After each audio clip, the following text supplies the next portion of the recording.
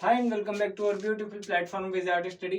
Part number 26। आज हम देखेंगे स्क्यू सिमेट्रिक मैट्रिक्स क्या होता है। मैट्रिक्स की जबरदस्त क्लासेस चल रही, दिख ही रहा होगा आपको।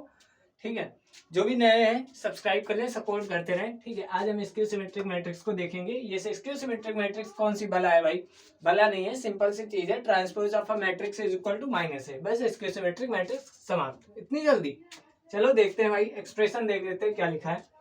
A matrix is said to be a skew symmetric matrix if sorry A transpose is equal to minus A। अब ये A transpose is equal to minus A क्या है?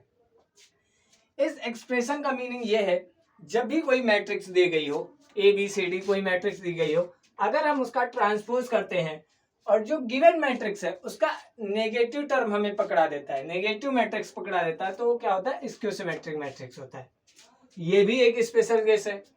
आप नहीं बना सकते स्क्यू सिमेट्रिक मैट्रिक्स की 1 2 3 4 5 6 7 8 भैया 9 एलिमेंट हो गए। अब हम इसका ट्रांसपोज कर रहे हैं, इसमें माइनस तो आ ही नहीं रहा है। कैसे आएगा? आ ही नहीं सकता है, क्योंकि आप नहीं बता रहे skew symmetric matrix. Skew symmetric matrix और सिमेट्रिक मैट्रिक्स ये सेटअप होते हैं ऑलरेडी पहले से ही, इनके कुछ स्पेशल केसेस होते हैं। ठीक है, तो आप नहीं बता सकते जब तक क्वेश्चन में दिया नहीं गया होगा। ठीक है, तो अब जैसे देखते हैं, जैसे ए कोई मैट्रिक्स दी गई है, आपके ही बुक से मैंने एग्जांपल उठाया है 0 E F minus E 0 G minus F minus G और 0। अगर हम इसका ट्रांसपोज करते हैं, करिए ट्रांसपोज, कर लेते हैं ट्रांसपोज। तो 0 रो को कॉलम में चेंज करना है, तो पहली रो को पहला कॉलम बना दो, दूसरी रो को दूसरा कॉलम बना दो, एंड तीसरी रो को तीसरा कॉलम बना दो। अब जरा हम क्या करते हैं, यहां से माइनस कॉमन ले लेते हैं। माइनस कॉमन ले लीजिए, माइनस कॉमन लेंगे तो क्या हो जाएगा?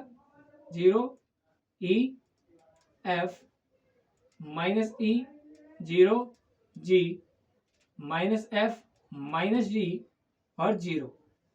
अब क्या जरा हम देखते हैं, क्या ये मैट्रिक्स हमारी उसी मैट्रिक्स के इक्वल है जो कि गिवन थी? तो 0 E 5 0 E F minus 0 minus E 0 G minus 0 G 0 G minus F minus G and 0 minus F minus G and 0 जी। भैया यहाँ पे तो ये ए ट्रांसपोज किसके इक्वल आ गया है? माइनस ए के इक्वल आ गया है। यही तो बताना चाहता था मैं। ठीक है, ए ट्रांसपोज किसके इक्वल आ गया? माइनस ए के इक्वल। तो ये हमारी एक स्क्यू सिमेट्रिक मैट्रिक्स आ गई है। कैसा लगा? स्क्यू सिमेट्रिक मैट्रिक्स भी आपको बहुत अच्छे से समझा दिया है। अब इनका यूज हम क्वेश्चन में देखेंगे।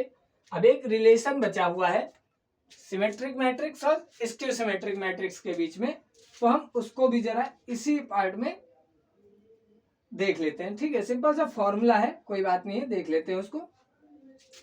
या फिर आप बताइए तो उसको हम सेपरेट लेक्चर में ही करते हैं। ठीक है, थोड़ा समझा देंगे, क्योंकि उसमें ऐसे तो आपको समझ में आएगा नहीं, थोड़ा समझा देंगे, बता देंगे, क्योंकि उस पार्ट में ही डिवाइडेशन है सिमेट्रिक और स्क्यू सिमेट्रिक मैट्रिक्स का। तो पार्ट नंबर 26 को इतना ही रखते हैं। छोटे छोटे पार्ट अच्छे लग रहे होंगे आपको, पढ़ने में मजा आ रहा होगा। छोटे छोटे कॉन्सेप्ट है, छोटे छोटे पार्ट में हम निपटा रहे हैं। मिलते हैं पार्ट नंबर 27 में। अपना ध्यान रखिएगा। जय श्री राम। सपोर्ट करते रहिए। सत श्री अकाल सभी।